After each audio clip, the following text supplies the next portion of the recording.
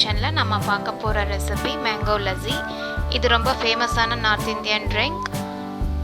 ரொம்ப டேஸ்டியானது, ஹெல்த்தியானது. அதே சமயம் ஹாட் சம்மர் சீசனில் இதை விட பெஸ்ட் ட்ரிங்க் வேறு எதுவுமே இருக்க முடியாதுங்க.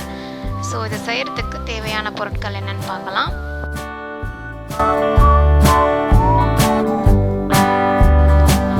ஒரு மாம்பழம், நல்லா பழுத்த மாம்பழமாக வாங்கிக்கோங்க, அப்போ தான் லஸ்ஸி டேஸ்ட்டாக இருக்கும்.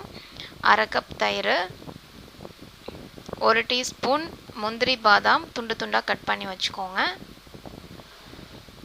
2 டேபிள் ஸ்பூன் சர்க்கரை, 1 ஏலக்காய், அதோட தோல் நீக்கிட்டு அது உள்ளே இருக்க விதை மட்டும் யூஸ் பண்ணுங்கள். இல்லைனா நீங்கள் ஏலக்காய் பொடி கூட யூஸ் பண்ணிக்கலாம்.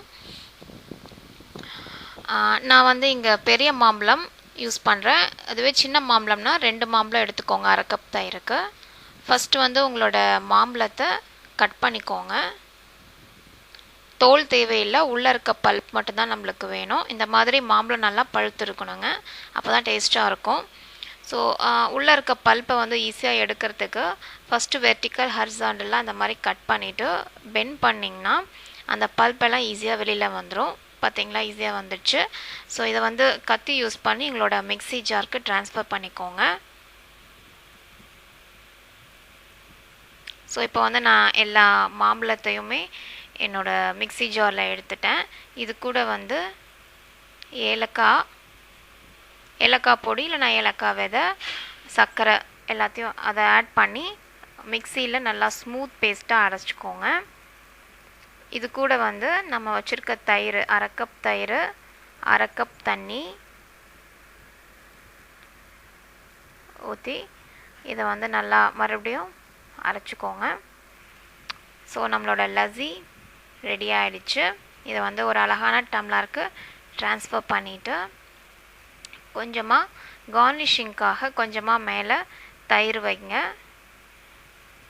இந்த மாதிரி தயிர் வச்சுட்டு சும்மா அந்த கத்தி வச்சு லைட்டாக அப்படி சுற்றுனிங்கன்னா உங்களுக்கு ஏதாவது ஒரு டிசைன் கிடைக்கும், நல்லாயிருக்கும் பார்க்குறதுக்கு. ஸோ அது மேலே கொஞ்சமாக நம்ம கட் பண்ணி வச்சுருக்க முந்திரி பாதாம் போட்டுக்கோங்க. நீங்கள் டியூட்டி ஃப்ரூட்டி கூட ஆட் பண்ணிக்கலாம்.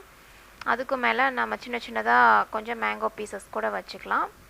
ஸோ நம்மளோட மேங்கோ லஸ்ஸி 5 நிமிஷத்தில் ரெடி ஆகிடுச்சு. இதை 1 மணி நேரம் ஃப்ரிட்ஜில் வச்சுட்டு சில்லுன்னு சர்வ் பண்ணிங்கன்னா ரொம்ப நல்லாயிருக்கும். இல்லை இமீடியட்டாக உங்களுக்கு சர்வ் பண்ணோன்னா இதை பிளெண்ட் பண்ணும்போதே ஐஸ் க்யூப்ஸ் ஆட் பண்ணி பிளெண்ட் பண்ணிக்கோங்க, சில்லுன்னு இருக்கும். ஸோ இந்த வீடியோ உங்களுக்கு கண்டிப்பாக பிடிச்சிருக்குன்னு நினைக்கிறேன். கண்டிப்பாக இந்த ரெசிபி ட்ரை பண்ணி பாருங்கள், எல்லாத்துக்குமே பிடிக்கும். இதே மாதிரி இன்னும் நிறையா தமிழ் ரெசிபிஸ் பார்க்கணுன்னா மறக்காமல் தீப்ஸ் தமிழ் கிச்சனுக்கு சப்ஸ்கிரைப் பண்ணுங்கள். இன்னொரு இன்ட்ரெஸ்டிங்கான வீடியோ ரெசிபியோடு உங்களை சந்திக்கிறேன். அது வரைக்கும் பாய்.